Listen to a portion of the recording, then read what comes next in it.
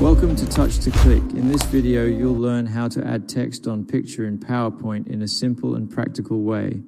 We'll show you how to place and customize text directly on an image for better presentations. Now let's get started.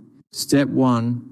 Insert your image by clicking on the Insert tab at the top of PowerPoint and selecting Pictures. Choose your photo from your device and place it on the slide, which is important because the image must be added before you can place text over it. Step 2, go back to the Insert tab and click on Text Box.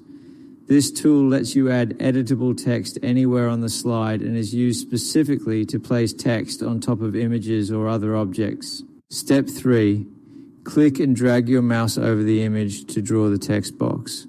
Then type your text inside it. Placing the text box directly on the picture allows the text to move together with the image and stay aligned. Step 4. Use the Home tab to format your text by changing the font color, size, or weight.